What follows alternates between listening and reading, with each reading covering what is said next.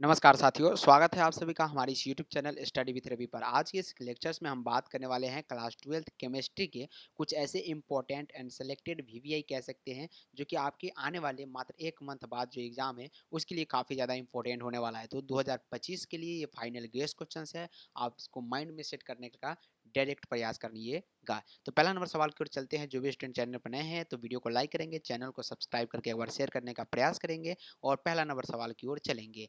अयस्क में उपस्थित अशुद्धि को क्या कहते हैं? इसका आंसर आपको बताना है। तो प्यारे बच्चों, अयस्क में उपस्थित अशुद्धि जो होते हैं, इनको हम लोग क्या बोलते हैं? फ्लक्स, गैंग, स्लैग या मिश्र धातु? बताने का प्रयास कीजिएगा फटाफट से, ताकि सभी स्टूडेंट तक आज का लेक्चर जो है पहुंच सके और क्वेश्चंस का जवाब जो है कमेंट बॉक्स में देने का प्रयास कीजिएगा। अयस्क में उपस्थित अशुद्धि को जो है प्यारे बच्चों क्या बोला जाता है? तो इसको गैंग बोला जाता है। याद रखिएगा क्या बोला जाता है? गैंग, जो कि ऑप्शन नंबर आपके बी में है। दूसरा नंबर सवाल है कि स्मेल्टिंग में धातु के ऑक्साइड के अपचयन में संयुक्त है। संयुक्त है यानी कौन सा मिला हुआ है? बताइएगा।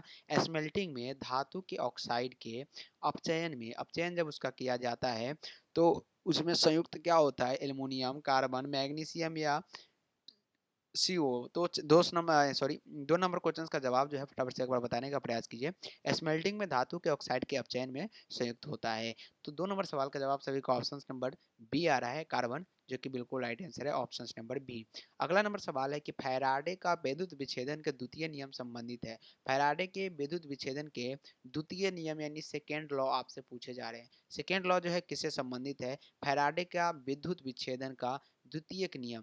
प्यारे बच्चों, द्वितीयक नियम जो है किससे संबंधित है? बताइएगा। काफी इंपॉर्टेंट एंड वीवीआई लेक्चर्स हैं, याद रखिएगा। इस प्रकार के प्रश्न जो है आपके पीवाईक्यू में भी पीछे पूछे गए, मतलब प्रीवियस ईयर एग्जाम में भी ऑलरेडी सवाल आपसे पूछा जा चुका है। तो फैराडे का वैद्युत विच्छेदन का द्वितीय नियम प्यारे बच्चों किससे संबंधित है? धनायन के परमाणु संख्या से, ऋणायन के परमाणु संख्या से, धनायन के वेग से या विद्युत अपघटन के समतुल्य भार से। 3 नंबर सवाल का जवाब अगर आप लोग बताना चाहेंगे तो सभी लोग ऑप्शन नंबर डी दे रहे हैं। बिल्कुल राइट है, विद्युत अपघटन के समतुल्य भार से, जो कि ऑप्शन नंबर डी में नजर आ रहे हैं। 4 नंबर सवाल आपकी स्क्रीन के सामने क्या पूछे जा रहे हैं, ध्यान देंगे। निम्नलिखित में से कौन द्वितीयक सेल है? द्वितीयक यानी सेकेंडरी सेल आपसे पूछे जा रहे हैं। जी हाँ, सेकेंडरी सेल आपसे पूछे जा रहे हैं। बताने का प्रयास कीजिएगा कौन जो है यहाँ पे सेकेंडरी सेल है। लिकलांसेस सेल, लेड एस्ट्रोज बैटरी या सांद्र सेल या ऑल ऑफ दिस। तो कौन द्वितीयक सेल है? द्वितीयक सेल यानी सेकेंडरी सेल, बताइएगा। जी हाँ, कौन द्वितीयक सेल है? 4 नंबर क्वेश्चन का जवाब क्या होगा? तो lead storage battery. Lead storage battery जो है इसको द्वितीयक सेल बोला जाता है। सामान्य Cn plus H two N plus two सूत्र वाली यौगिक है। तो Cn plus H two N plus two अगर रहे तो इसको हम लोग क्या बोलते हैं? इसको हम लोग बोलते हैं एल्केन। क्या बोलते हैं? एल्केन। अगर यहाँ पे जो है टू हटा दिया जाए तो इसको क्या बोलते हैं? एल्काइन। अगर इसमें जो है -2 कर दिया जाए तो एल्किन हो जाता है। तो सामान्य Cn plus H two N plus two अगर रहे तो इसको हम लोग क्या बोलते हैं? एल्केन बोलते हैं। तो ऑप्शन नंबर क्या होगा? सी यहाँ पे राइट आंसर होगा। 5 नंबर सवाल का जवाब ऑप्शन नंबर सी। हीलियम का मुख्य स्रोत क्या होता है? हीलियम का जो है मुख्य स्रोत बताइएगा। ये भी क्वेश्चन काफी इंपॉर्टेंट है और लेक्चर्स को फटाफट से आप लोग क्या कीजिए, एक बार लाइक कर दीजिए और इसको शेयर कर दीजिए उन सभी छात्र को, छात्र के पास, उन सभी दोस्तों के पास जो कि इस बार बिहार बोर्ड का एग्जाम देने वाले हैं और काफ़ी अच्छे मार्क्स लाना चाहते हैं। तो सभी एक बार ग्रुप में सबसे ज़्यादा शेयर करने का प्रयास करें, ताकि सभी स्टूडेंट जुड़ सकें और काफ़ी अच्छे तरीके से इस लेक्चर्स को देख सकें। हीलियम का मुख्य सूत्र क्या होता है? हीलियम जो है स्रोत पूछा गया है। हीलियम का मुख्य स्रोत जो होता है वो कहाँ से प्राप्त किया जाता है? तो ये जो है हवा। हवा में क्या होते हैं? हीलियम होते हैं। Option number A correct answer होगा। चलिए 7 नंबर क्वेश्चन जो कि काफ़ी इंपॉर्टेंट है। नौ यहाँ पे 95,000 कूलम विद्युत CuSO4 के विलयन से मुक्त करता है। कितना तांबा मुक्त यहाँ पे?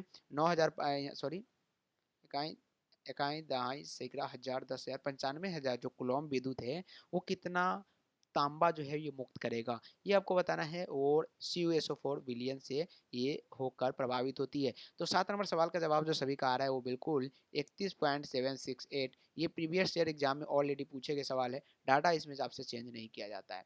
सोना धातु का ऑक्सीकरण संख्या होता है। सोना, जी हाँ, सोना का जो होता है ऑक्सीकरण संख्या आपको बताना है कितना होता है। तो सोना का ऑक्सीकरण संख्या +1, 0, 1 या ऑल सभी होता है। तो बताइएगा सोना धातु के जो ऑक्सीकरण संख्या वो क्या होता है? तो वो 0 होता है। सोना का क्या होता है? 0 होता है। Option number B correct answer होगा 0। उष्मा और विद्युत का अच्छा चालक बताइएगा। ऊष्मा और विद्युत का अच्छा चालक क्या है? एंथ्रासाइट है, हीरा है, ग्रेफाइट है या चारकोल है? ऊष्मा और विद्युत का अच्छा चालक कौन सा है, ये आपको बताना है।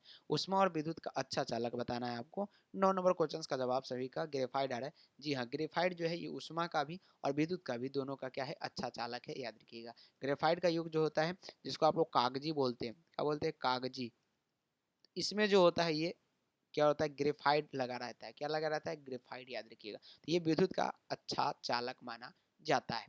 कार्बन का संयोजकता बताइएगा। कार्बन की संयोजकता क्या होती है? 1, 2, 6 या 4? केमिस्ट्री से इस प्रकार के प्रश्न अगर आपसे नहीं पूछा जाएगा तो फिर क्या पूछा जाएगा? ये काफ़ी इंपॉर्टेंट लेक्चर्स होने वाला है। आज के सवाल जो है प्रीवियस एग्जाम में लगातार देखने को मिलेगा। क्वेश्चंस बैंक अगर आप उठा के देखेंगे इस प्रकार के क्वेश्चंस तो 100% आपको देखने को मिलेगा। कार्बन की संयोजकता क्या होती है? तो ये 4 होती है। कार्बन की संयोजकता कितनी होती है? 4 होती है।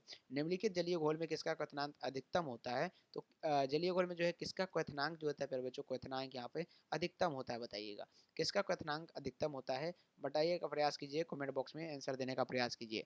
जलीय घोल में किसका क्वथनांक जो होता है वो अधिकतम होता है? तो ये 1 मोल Na2SO4, 1 मोल Na2SO4 का अधिकतम होता है। सल्फाइड अयस्कों को सामान्यतः किससे संकेंद्रित करते हैं? सल्फाइड अयस्कों को सामान्यतः किससे संकेंद्रित करते हैं? तो 12 नंबर क्वेश्चन का जवाब फेन उत्प्लावन विधि, याद रखिएगा। जी हाँ, फेन उत्प्लावन विधि, ऑप्शन नंबर डी करेक्ट है। कैनिजारो प्रतिक्रिया नहीं दिखाता है। कैनिजारो प्रतिक्रिया जो होता है क्या नहीं दिखाता है? फॉर्मेल्डिहाइड, एसिटल्डिहाइड या बेंजल्डिहाइड या परफ्यूमल। तो कैनिजारो प्रतिक्रिया जो होती है ये 13 नंबर क्वेश्चन आपसे पूछा जा रहा है। इसमें जो होता है बेंजल्डिहाइड जो है ये नहीं दिखाता, बाकी बात ये तीनों का तीनों जो है दिखाता है, बट ऑप्शन नंबर सी नहीं दिखाता। किस अणु का ध्रुवीय आघूर्ण शून्य है? कौन सा अणु इसमें दिया गया जिसका ध्रुवीय आघूर्ण जो होता है वो क्या होगा? शून्य होना चाहिए। तो 14 नंबर क्वेश्चन है और इसका जो है CH2Cl2, बिल्कुल option number D correct answer होगा। 15 नंबर क्वेश्चन है कि BCC body centred cubic cell जो होता है इकाई सेल में मुक्त खाली जगह का प्रतिशत आपको बताना है। तो जो खाली रह जाता है, जो फिल इन द ब्लैंक्स है, उसका आपको प्रतिशत बताना है कि कितना प्रतिशत जो है खाली रह जाता है। तो BCC में यानी बॉडी सेंटर क्यूबिक सेल में जो खाली जगह की मात्रा जो होती है वो 32 होती है। कितने होते हैं? 32। और फुल कितने होते हैं? 68%, याद रखिएगा। फुल होते हैं 68, खाली 32। किसका +2 ऑक्सीकरण अवस्था सबसे स्थिर है? तो किसका जो है +2 है और ऑक्सीकरण अवस्था सबसे स्थिर भी है, ये आपको बताना है। तो 16 नंबर क्वेश्चन है और फटाफट से बताइएगा। तो ये PB याद रखिएगा, क्या होगा? PB, option number D correct answer होगा। PB 16 नंबर सवाल का जवाब ऑप्शन नंबर डी होगा। अगला सवाल है कि किसी बिलियन के 200 मोल में 29 NaOH घुले हैं, बिलियन की मोलरता क्या है? बिलियन की मोलरता क्या है बताइएगा।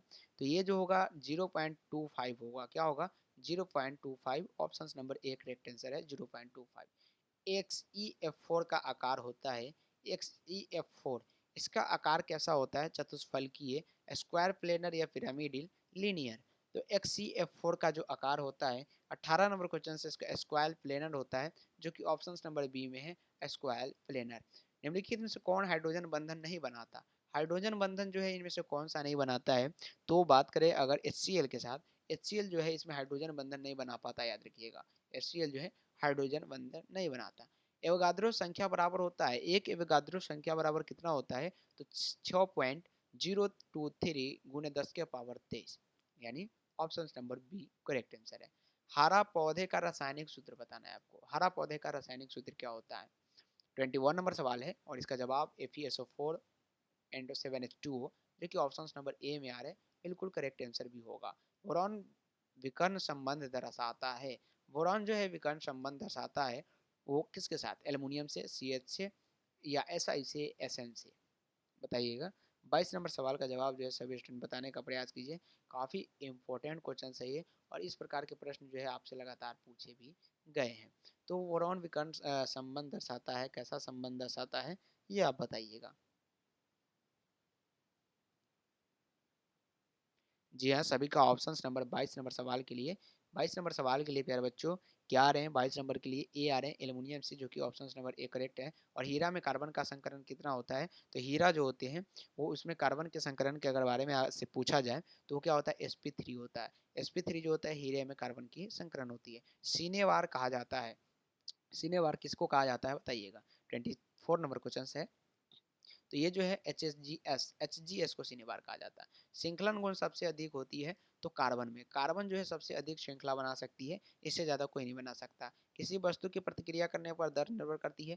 प्रतिक्रिया करने की अगर दर के बारे में अगर आपसे पूछा जाएगा ना, तो किस पर निर्भर करती है? सक्रिय भार पर। सक्रिय भार पर निम्नलिखित में से कौन बेरवदार ठोस है? बेरवदार ठोस जो होता है वो कौन है बताइएगा। 27 नंबर सवाल है। और ये क्वार्ट्ज ग्लास जो होता है बेरवदार होता है, याद रखिएगा। ये मौसम के अनुसार बदल जाता है। एंजाइम क्या है? एंजाइम एक प्रकार के कार्बोहाइड्रेट, लिपिड, प्रोटीन या नॉन। तो एंजाइम जो है एक प्रकार के क्या है प्यारे बच्चों? प्रोटीन है। एक प्रकार के क्या है? प्रोटीन है। नेक्स्ट क्वेश्चन है कि नेचुरल रबल किसका बहुलक है? प्यारे बच्चों नेचुरल रबल जो है ये आइसोप्रीन का बहुलक है। किसका है? आइसोप्रीन का बहुलक। और आज का लास्ट क्वेश्चन से डेटॉल का उपयोग किया जाता है। तो डेटॉल का उपयोग जो है प्यारे बच्चों ये सभी संक्रमणहारी, प्रतिरोधी और मलेरिया रोधी के लिए किए जाते हैं। तो टोटल के टोटल 30 क्वेश्चन आज के इस लेक्चर्स में हमने करने का प्रयास किया, जो कि फिजिक्स केमिस्ट्री से। और इस प्रकार के लेक्चर्स जो है आप तक आती रहेगी लगातार, और काफ़ी इंपॉर्टेंट एंड फाइनल सवाल है जो कि आपके इस बिहार बोर्ड के एग्जाम में आपसे पूछे जाएंगे। आज का ये लेक्चर कैसा लगा? अच्छा लगा हो तो एक वीडियो को लाइक कीजिएगा, चैनल को सब्सक्राइब करके शेयर करने का प्रयास कीजिए, और मिलते हैं फिर से अगले क्लास में। तब तक के लिए बाय बाय, टेक केयर, जय हिंद, जय भारत।